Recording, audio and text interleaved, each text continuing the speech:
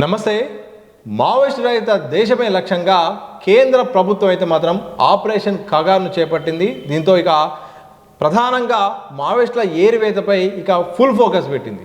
తాజాగా తెలంగాణ సరిహద్దుల్లో ఉన్న కర్రెగుట్టలపై ఇక అక్కడ కూంబింగ్ ఆపరేషన్ చేపడుతుంది. ఇప్పటికే 5 మావోయిస్టులు అయితే మాత్రం ఎన్కౌంటర్లో గురైనట్టు కూడా ఇప్పటికే అధికారికంగా కూడా వార్తలు వచ్చాయి. ఇక అగ్రనేతలే మావోయిస్ట్ పార్టీ అగ్రనేతలే లక్ష్యంగా సాగుతున్న ఈ కగార్ నేపథ్యంలో జరుగుతున్న చర్చపై మాట్లాడే ప్రయత్నం చేద్దాం. మనతో పాటు తెలంగాణ పౌర హక్కుల సంఘం ప్రధాన కార్యదర్శి సిఎల్సి నారాయణరావు గారు ఉన్నారు. సార్ నమస్కారం. సార్ నమస్తే.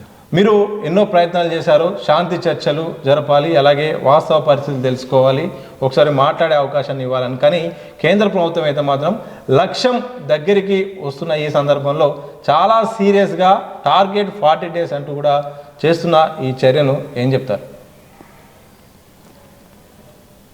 మన దేశం ఒక ప్రజాస్వామిక దేశం అని, ప్రపంచంలోనే అతిపెద్ద ప్రజాస్వామిక దేశం అని మనకు చెప్తాం, మనందరం గొప్పగా మాట్లాడుతున్నాం. ప్రజాస్వామ్యంలో రాజ్యాంగంలో ఎక్కడ కూడా ఎవరు నేరం చేసినా కానీ కాల్చి చంపడని, హత్య చేయడం అని చెప్పి రాజ్యాంగం ఎక్కడ లేదు. కానీ మనం వేరే అనుకోవద్దు, కానీ ఎందుకంటే అదృష్టాలు దురదృష్టాలు మనం అనుకోవద్దు.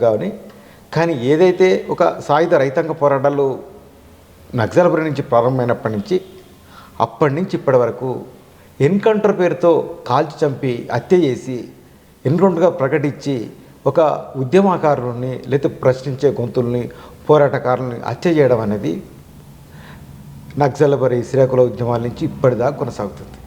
కానీ ఈ 50 ఏళ్ల కాలంలో ఎక్కడైనా కూడా ప్రభుత్వాలు ఒక్కసారి వెనక్కి తీసుకొని మనం ఏం చేస్తున్నాం, ఈ రాజ్యాంగం ఈ ప్రజాస్వామ్యం మనకి ఎటువంటి అధికారం ఇచ్చిందని చెప్పి ఒక్కసారి ప్రశ్నించుకునే స్థితి లేకుండా పోయింది. అది ఇక్కడ దాకా వచ్చింది. ఎక్కడ దాకా వచ్చింది? చివరికి 2004లో వైఎస్ఆర్ రాజశేఖర రెడ్డి ఆయన ఒక ప్రయత్నం చేసిండు చర్చల కోసం. ఎస్ఆర్ శంకరన్ కావచ్చు, ఇవన్నీ చేసిండ్రు. ఒక 6 నెలల శాంతి పరిస్థితిని తీసుకురాగలిగారు. తెలంగాణ పల్లెల్లో గుండె మీద చేసుకొని పడుకున్న స్థితులు కూడా మనం చూసాం. అటువంటిది ఇప్పుడు 2018 నుంచి భీమా కొరకం ఊపా కుట్ర కేసు తోటి దేశ అఖిల భారత స్థాయిలో ప్రశ్నించే గొంతుకులన్నింటిని కూడా ఊపా నిర్బంధంలో గురి చేసి 5-6 ఏళ్లుగా బెయిల్ ఇవ్వలేదు. అందులో బరవరరావు కావచ్చు, గౌతమ్ నాలుగు కావచ్చు, అనిల్ టెల్లుములే కావచ్చు, చాలామంది ఉన్నారు. అంతేకాకుండా ఫాదర్ స్టాన్ స్వామి అయితే 85 ఏళ్ళ వృద్ధుడు సిప్పరి అయినందుకు ఆయన చనిపోయిన స్థితి. ఇది ఒక రకంగా దేశవ్యాప్తంగా ప్రశ్నించే గొంతులపై కొంత నిర్బంధం. ఈ నిర్బంధాన్ని దృష్టిలో పెట్టుకుంటే ఇప్పుడు 2018 నుంచి ఆ నిర్బంధం కొనసాగితే 2024 నుంచి జరుగుతున్న కగారు నిర్బంధంలో ఖచ్చితంగా 2025 ఏప్రిల్ 2వ తారీఖున ఏమో వాళ్ళు కూడా శాంతి చర్చలు సిద్ధమని చెప్పి ప్రకటన వచ్చింది. నిజంగా ఇది జరిగిన 10 నెలల కాలంలో 5 సార్లు వాళ్ళు చర్చల కోసం ప్రయత్నాలు చేశారు.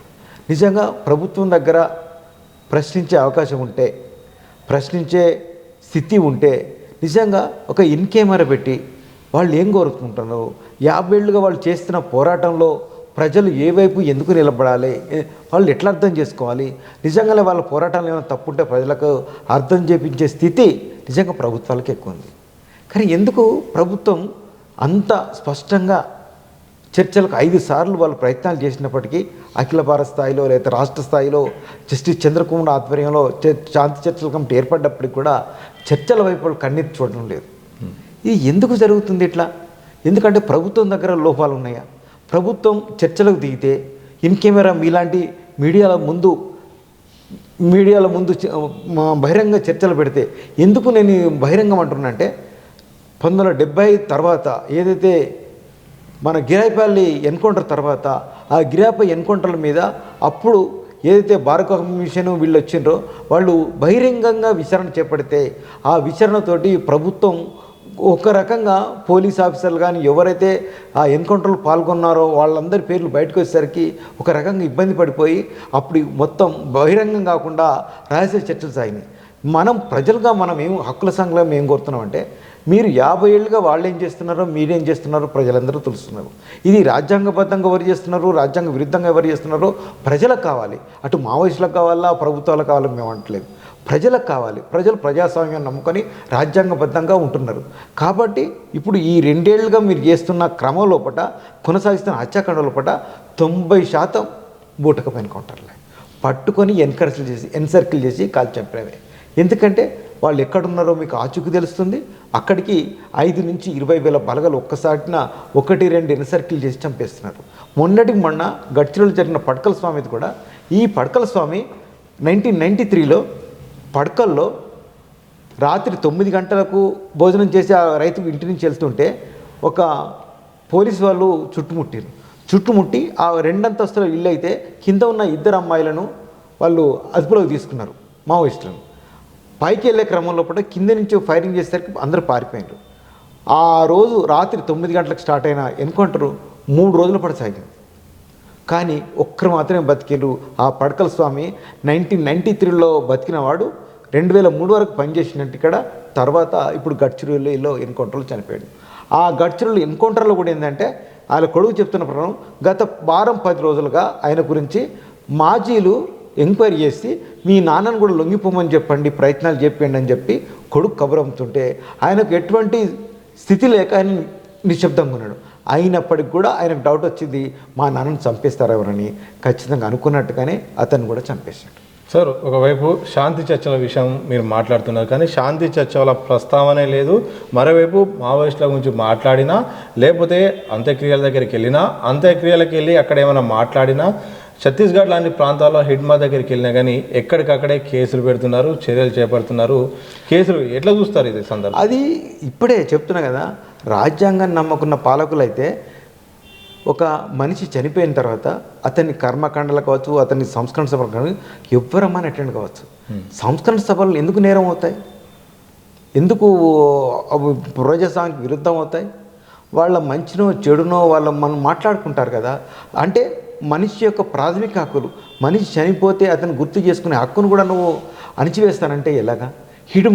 హిడ్మాను చనిపోక ముందాక నువ్వు మీడియా పరంగా ఎత్తిపెట్టిండ్రు. కానీ విషయం ఏంటంటే తర్వాత ఆయన చనిపోయిన తర్వాత ప్రజల లోపల ఆయన చాలా ఫేమ్ అయిపోయాడు. ఆయన జాతీయం కానీ అంతర్జాతీయం కానీ ఒక ఆదివాసీ నాయకుడు మావోయిస్ట్ పార్టీలో కేంద్ర కమిటీ స్థాయికి ఎదగడం చాలా మామూలు విషయం కాదు కాబట్టి అని చెప్పి చాలా ప్రజలందరూ ఆదరించారు. మొన్న అదేదో 40 రోజులకు కర్మకాండకు చాలామంది వెళ్ళిండ్రు. మీరు చాలామందిని అరెస్ట్ చేసిండ్రు, విచారించిండ్రు, తప్పనిసరి విషయం.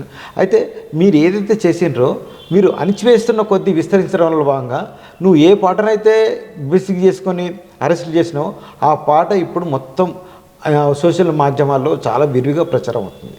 ఇప్పటికి కూడా పౌరకుల సంఘం మేము మాట్లాడుతున్నామంటే మీరు రాజ్యాంగ పరంగా పాలన చేయండి. మీరు చంపే హక్కు ఎవరికి లేదు. ఎందుకు ఈ బూటకపు ఎన్కౌంటర్ల సందర్భంగానే మేము ఒక 25 ఏళ్ళు కొట్లాడితే 2009లో ఫిబ్రవరి 6వ తేదీన ఒక మంచి జడ్జిమెంట్ వచ్చింది. అదేంటంటే ఎవరి ఎన్కౌంటర్ పాల్గొన్నా అది ఎన్కౌంటరా లేదా పట్టుకుని కాల్ చంపిన నిర్ధారణ చేయడానికి వాళ్ళ మీద కూడా కేసులు నమోదు కావాలి. 302 కేసు హత్య నేరం నమోదు చేసి వాళ్ళు మేము మా సెల్ఫ్ రక్షణ కోసం చంపామని నిరూపించుకోవాలని చెప్పి మాట్లాడాను. కానీ దాన్ని పెండింగ్లో పెట్టేసేసి వేరే ఒక బలహీనమైన తీర్పుని తీసుకొచ్చేసరికి మనకు ఈ ఎన్కౌంటర్ హత్యాకాండ కొనసాగుతుంది. ఇప్పుడు బీజేపీ ప్రభుత్వం, అమిత్ షా, మోడీలు నిజంగానే చంపేద్దాం, నిర్మూలిస్తాం అంటే నిర్మూలిస్తాం, చంపేస్తాం అనే భాష ఒక ప్రజాస్వామ్య భాష కాదు. మనకు రాజ్యాంగం ఉంది కదా, రాజ్యాంగం ప్రకారం ఎవ్వరు ఎంత కఠినమైన నిర్ణయం చేసినప్పటికీ రాజ్యాంగం శిక్షిస్తుంది. అదే కదా మనం చెప్తున్నాం. ఎందుకు మన దేశంలో ఎన్ని కోట్లు కొల్లగొట్టిన వాళ్ళు విదేశాల్లో రాజా లెక్క బతున్నారు. ఇప్పుడు కోట్లు కొల్లగొట్టడం అంటే ఎంతోమందిని అంచివేసి దోపిడీ చేయడం అన్నట్టే కదా. వాళ్ళు నీ దృష్టిలో నేరస్తులు కాలేకపోతున్నారు. కానీ ప్రజల కోసం, ప్రజల హక్కుల కోసం పోరాడే వాళ్ళందరినీ కూడా ఇప్పుడు హిడ్మా విషయంలో ప్రజలు ఏమంటున్నారు, ఆయన ఎంత కేంద్ర కమిటీ అయినప్పుడు ఆయన పూరి గుడిసెలో ఉంది తప్ప ఇంకోటి లేదు, వాళ్ళ అమ్మకు చెప్పులే లేవు, ఈ స్థితి మాట్లాడుతున్నారు. అది ప్రజలకు, ప్రభుత్వానికి ఇబ్బంది అవుతుంది. ప్రజలకు మాత్రం అరే ఇంత త్యాగం చేస్తున్నారని మాట్లాడుతున్నారు. పౌరకుల సంఘంగా మేము మాట్లాడుతున్నాం ఏమంటే ఖచ్చితంగా ఏప్రిల్ 21 నుంచి మార్చి 10 వరకు ఇదే కర్రెగుట్టల్లో ఈరోజు ఏదైతే 5 చనిపోయినని మాట్లాడుతున్నారో అప్పుడు ఒక 25,000 బలగాలు చుట్టుముట్టి దాన్ని మొత్తం కాల్చంపి లాస్ట్కు అక్కడ ఒక అది రెస్ట్ తీసుకున్నటువంటి గాయాలతో ఉన్న వాళ్ళను పట్టుకొని ఒక 31 మందిని చంపేసి శవాల కుప్ప వేసిండ్రు. ఆ శవాల కుప్పలో ఏటూరు నాగారం నుంచి రవి అనే డాక్టరు వాళ్ళ అన్నకు చెప్తే ఆయన శవాల కుప్పలో నుంచి వాళ్ళ తమ్ముడి శవాన్ని ఎత్తుకొని తీసుకొని వచ్చాడు. అది స్థితి, శవాల కుప్పలు అవుతున్నాయి. అందుకనే కర్రెగుట్టలు అంటలే మేము, కర్రెగుట్టలో జరుగుతుందంటే శవాల కుప్పలు అవుతున్నాయి. మేము అందుకని ఇవాళ కూడా మాట్లాడింది, ఇవాళ ప్రెస్ మీట్ కూడా మాట్లాడింది అంటే కర్రెగుట్టల్ని శవాల గుట్టలు చేయకండి. అక్కడ ఇప్పటికైనా సరే మీరు ఒక వాళ్ళు ఎంతమంది ఉన్నారో స్పష్టత లేదు. మావోయిస్టులు ఇప్పటికే మీరు కనీసం 1000 మంది వరకు చంపేసిండ్రు. ఒక 2 నుంచి 3-4 వేల వరకు సెంటర్లు పెట్టిండ్రు. కానీ మొత్తంగా బస్తర్ అనే ప్రాంతాన్ని 8.5 లక్షల సాయుధ బలగాలు ఆక్రమించున్నాయి. ఇది ప్రపంచంలోనే అతిపెద్ద సైనికీకరణ ఉన్న ప్రాంతం. ఎందుకు ఇంతగనం చేస్తుంది భారత ప్రభుత్వం? అక్కడున్న వనరులను కార్పొరేట్లకు ఇవ్వడం కోసం ఆదివాసులను చంపాల్సిందేనా, మావోయిస్టులను నిర్మూలించాల్సిందేనా? ఎందుకంటే ఇదే మావోయిస్టులతోటి 23 డిసెంబర్ లోపల ఇదే ఛత్తీస్గఢ్ ప్రభుత్వం మేము చర్చలకు సిద్ధము, కాకపోతే ఏవైతే కార్పొరేట్లకు రవాణా సౌకర్యం ఉందో దాన్ని ఇబ్బంది కలిగించిన ఒక షరతు మీద వాళ్ళు కూడా చర్చలకని మాట్లాడాను కదా, అది వాళ్ళు మీ పార్టీ కదా, మరి దానికి మీరేం సమాధానం చెప్తారు? కానీ ఇప్పుడు కేంద్ర ప్రభుత్వం ఎప్పుడైతే కార్పొరేట్లతో ఒక అగ్రిమెంట్ అయిందో ఆ అగ్రిమెంట్లో భాగంగా బసవరాజు చనిపోగానే గడ్చిరోలిలో 2234 ఎకరాల భూమిని లాయిడ్స్ కంపెనీకి ఇచ్చింది. ఇదే లాయిడ్స్ కంపెనీకి ఇవ్వాల్సిన భూమి గురించి 73 గ్రామసభ తీర్మానాలు వ్యతిరేకంగా వస్తే లాయిడ్స్ కంపెనీకి భూమి ఇవ్వలేకపోయింది. ఏదైతే 2006 అడవి హక్కుల చట్టం కానీ 1996 పెచ్చ చట్టం కానీ అది ఆదివాసులకు ఒక బలమైన చట్టాలుగా ఉన్నాయి. అయినా కానీ ఆ చట్టాల అమలు ఎక్కడ జరగడం లేదు. ఎక్కడ వనరు ఉన్నా, ఎక్కడ అడవి ఉన్నా, ఎక్కడ కార్పొరేట్లకు దోపిడీకి అవకాశం ఉన్నా దాన్ని అప్పనంగా తీసుకునే పరిస్థితి దోపిడీ ప్రభుత్వాలు కలిస్తున్నాయి. దోపిడీ ప్రభుత్వాలు కల్పించే పనుల్లో భాగంగా అక్కడి నుంచి ఏ మీద మాట్లాడినా, ఏ ఆదివాసీ సంఘం మాట్లాడినా లాస్ట్కు మూలావాసి బచావ్ మంచ్ అని ఒక 35 ఆదివాసీ సంఘాలతో ఏర్పడింది. దాని మీద కూడా అక్టోబర్ నెల 2024లో నిషేధం విధించింది. వాళ్ళని అరెస్ట్ చేసింది. అది ఏడాది కాలం అన్నది ఇప్పుడు ఏడాది దాటిపోయింది, ఇంతవరకు నిషేధం ఎత్తేయలేదు. ఇదే రకంగా ఏంటంటే దేశంలో ఆదివాసులను, దళితులను, ముస్లింలను అందరినీ వర్గాలుగా మార్చేసి ఒక్కొక్కరి మీద దాడి చేసుకుంటూ వస్తుంది. వాళ్ళ యొక్క బలమైన చట్టాలు అనుకూలంగా లేకుండా మనం కారంచేడు తర్వాతనే మనకు 1989లో SC/ST అట్రాసిటీ చట్టం వచ్చింది. కానీ ఎక్కడ ఎంత బలహీనమైపోయింది. SC/STల మీద ఎంతటి దౌర్జన్యకాండ జరుగుతుందో మీకు తెలుసు. కానీ దానివల్ల ప్రజలు నష్టపోతున్నారు. కాబట్టి ఏంటంటే ఏ చట్టాలైనా ప్రభుత్వాలు అమలు చేస్తేనే ప్రజలకు ఒక ఆసరా, బలం. అట్లా కాకుండా ఇట్లా నేను నిర్మూలిస్తాను, చంపుతానని పోతే ఉంటే ప్రజల దగ్గర ఇప్పుడు బలం లేకపోవచ్చు, ప్రజల దగ్గర శక్తి లేకపోవచ్చు వ్యతిరేకించే. కానీ ఇది సరైనది కాదు. ప్రభుత్వాలకు ఇట్లా చేయడం సరికాదు. ఎందుకంటే మీ దగ్గర అన్ని బలాలు ఉండాలని మీకు ప్రధానమంత్రి, హోంమంత్రి శాఖ హోదాలు ఇస్తే మీరు ఆ బలగాల్ని ఇట్లా ప్రజలను చంపడానికి తీసుకుంటే ఈ ప్రజాస్వామ్యమా అని చెప్పి ప్రజలందరూ అంటుంటారు కదా. ప్రజాస్వామ్యంలో ప్రశ్నించే హక్కు లేదు, జీవించే హక్కు లేదు, జీవనోపాధి హక్కు లేదు. ఈ ప్రజాస్వామ్యం ఎందుకని అందరూ ఆలోచిస్తున్నారు కదా. ఎవరైనా సరే చాలామందికి ఈ ప్రజాస్వామ్యం మీద అనుమానాలు రావడానికి ప్రభుత్వాల పాలన కాదా? దీన్ని దృష్టిలో పెట్టుకొని ఇప్పుడు ఏదైతే కర్రెగుట్టను 5000 బలగాలు మళ్ళీ చుట్టుముట్టి మళ్ళీ బాంబింగు, హెలికాప్టర్ బాంబింగు, లేకపోతే షెల్స్ వేసి అక్కడ మళ్ళొక శవాల గుట్టను మార్చే స్థితి ఏర్పరచబోతున్నారేమో అని భయమవుతుంది. కాబట్టి ఇప్పటికైనా సరే ప్రభుత్వాలు ఇంత చేసారు. సుమారు 2 ఏళ్ల కాలంలో ఆపరేషన్ కగారు పేరుతోటి అత్యంత అమానవీయమైన మారణకాండ సాగింది.